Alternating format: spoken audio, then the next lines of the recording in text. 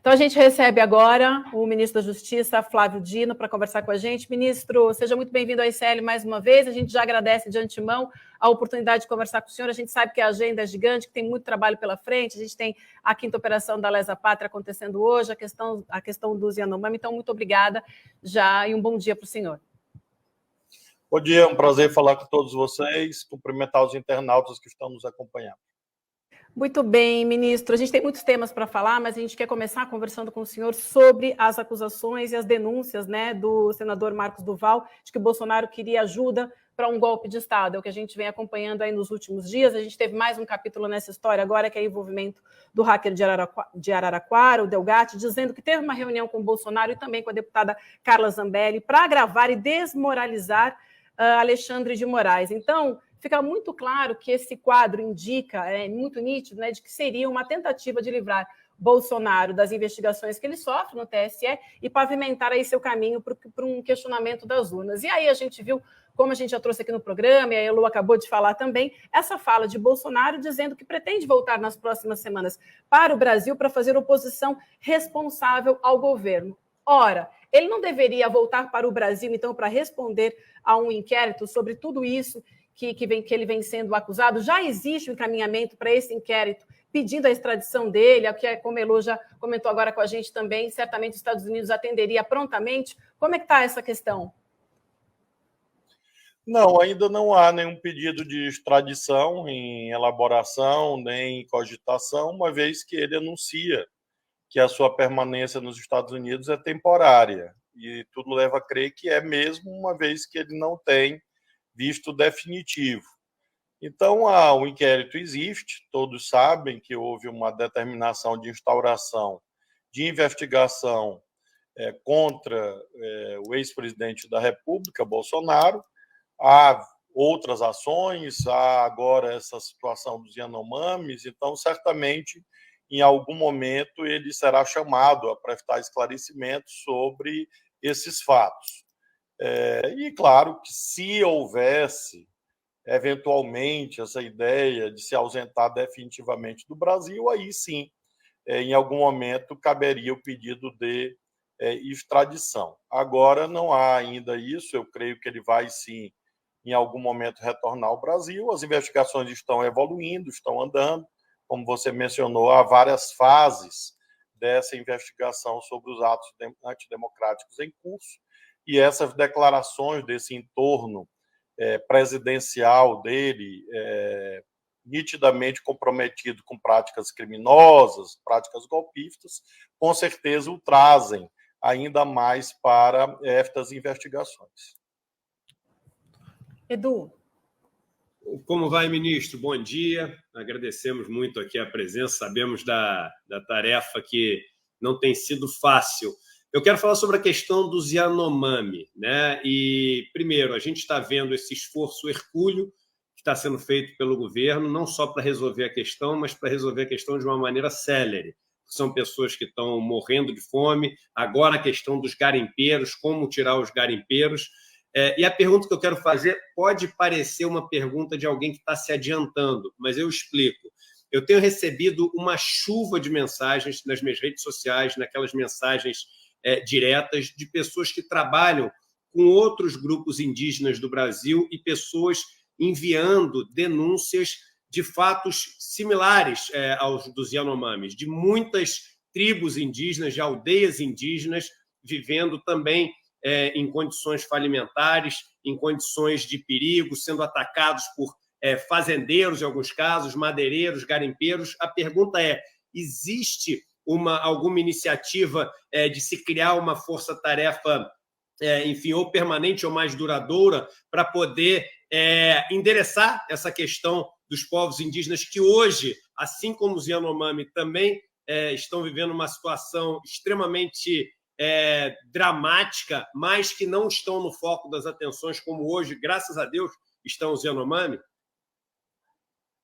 presidente Lula determinou que essas providências se refiram inicialmente a 7 áreas indígenas, em alinhamento a uma decisão do Supremo Tribunal Federal.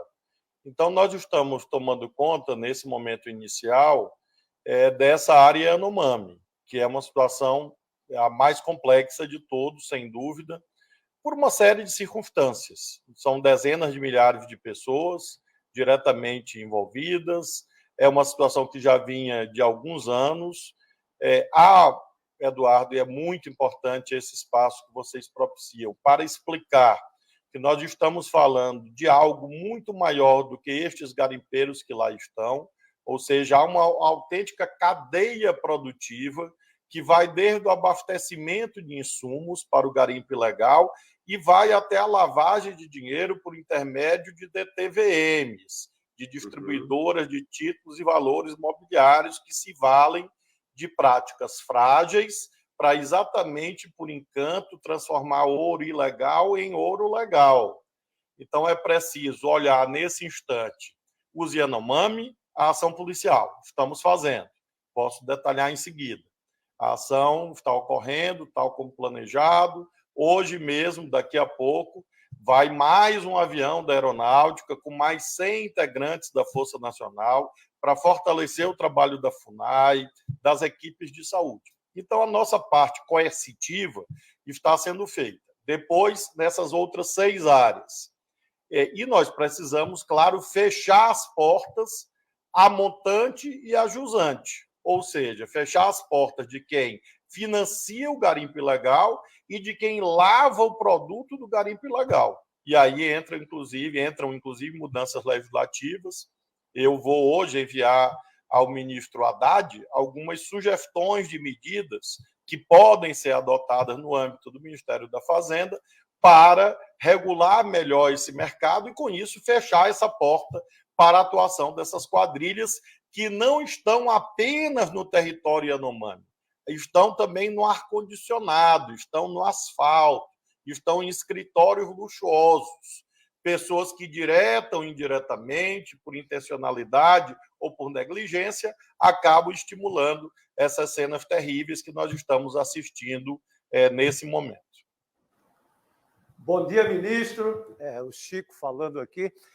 Ministro, tem essa gente do ar-condicionado, tem quem lava o ouro, tem o super garimpeiro, o dono do garimpo, que está normalmente muito longe da mata, muito longe da Amazônia, porque usufrui disso fora daquele ambiente. Mas a gente tem toda uma massa que depende economicamente dessa clandestinidade.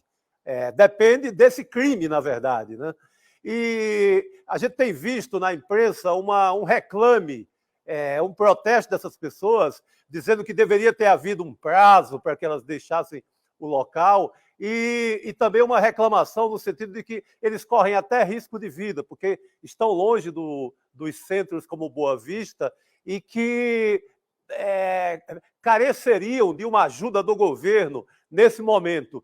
Como é que se faz? Se ajuda a essa parte, de certa forma, envolvida no crime? O que é que o Ministério está pensando em relação a essa massa de certa forma, trabalhadores, né? Eles estão numa situação criminosa, mas eles são ali recrutados por chefões que estão longe, estão no ar-condicionado, estão lavando esse ouro bem distante de Roraima. O que fazer com essa gente, ministro? Eu acho, Chico, que aí nós termos um senso de proporcionalidade. Ninguém pode imaginar que a saída seja encarcerar 15 mil pessoas, até porque não haveria vagas no sistema prisional, teria que ser num estádio de futebol. Às vezes eu sou cobrado em relação a isso e, obviamente, como você diz, é preciso distinguir as várias situações que lá existem. Por isso mesmo, Chico, nós demos sim o prazo. A operação lá, ainda na sua fase coercitiva, a bem da verdade, irá começar nesta semana. Na semana passada, nós começamos as medidas preparatórias e dissuasórias, sobretudo o fechamento do espaço aéreo por sobre a terra indígena Yanomami, exatamente para fechar esse abastecimento de práticas que são ilegais. Então, eles tiveram a semana passada, estão tendo essa semana. Nós vamos começar as operações coercitivas, as operações policiais propriamente ditas, que vão além da proteção das equipes, e sim da apreensão de equipamentos, destruição de bases, enfim, nesta semana, e as pessoas que querem sair estão saindo.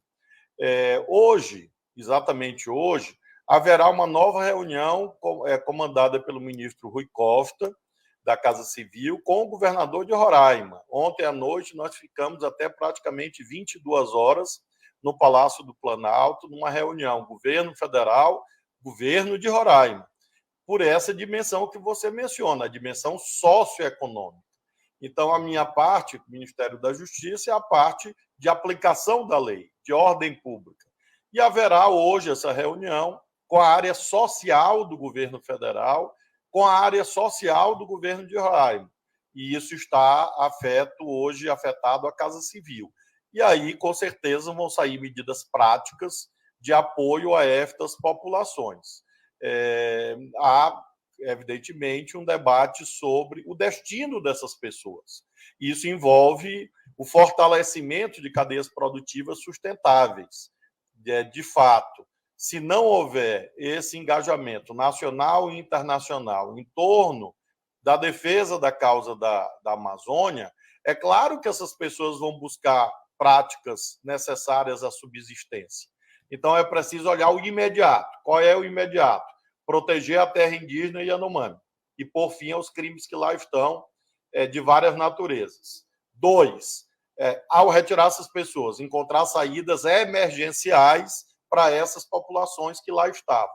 3, uma saída estrutural de natureza econômica para a Amazônia brasileira. O território Yanomami é imenso e nós precisamos preservá-lo por imperativo legal. Agora é preciso também encontrar saídas econômicas para que a população da Amazônia, de modo geral, especialmente de Roraima, possa trabalhar e daí retirar o seu sustento. Perfeito. Ministro Flávio Dino, bom dia. William De Luca aqui.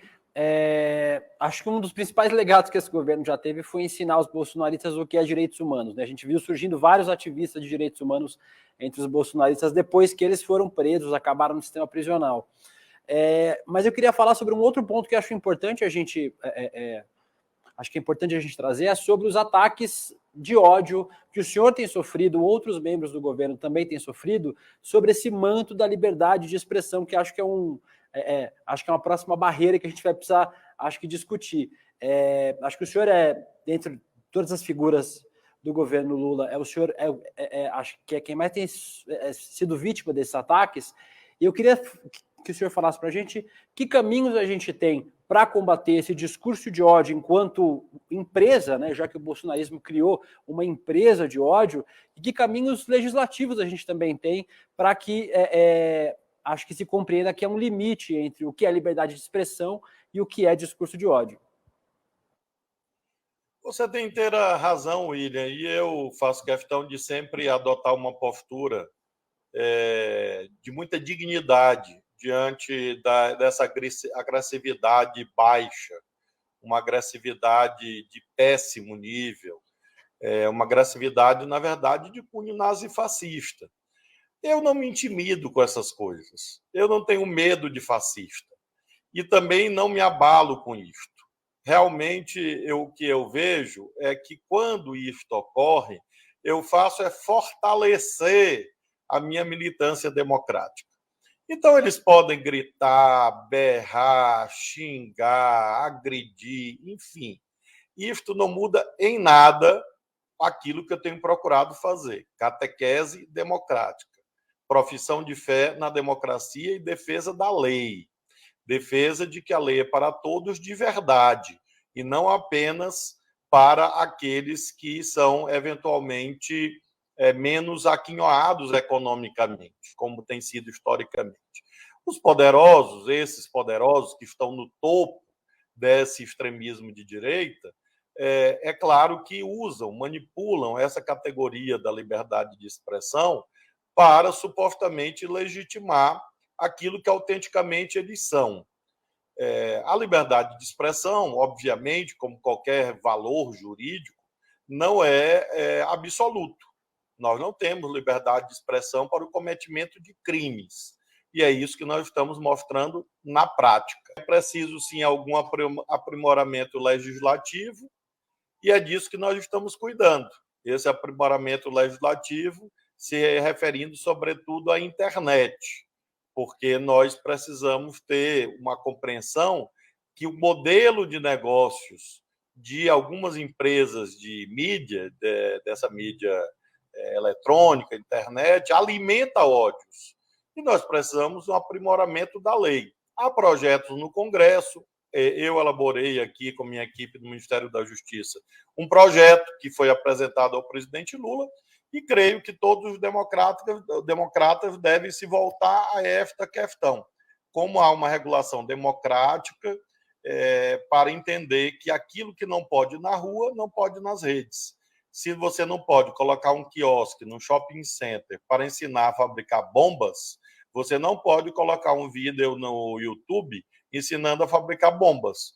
E assim como é um dever do shopping impedir que alguém monte esse quiosque, é dever das plataformas impedir que pessoas cometam crimes contra a democracia, crimes de terrorismo por intermédio da internet.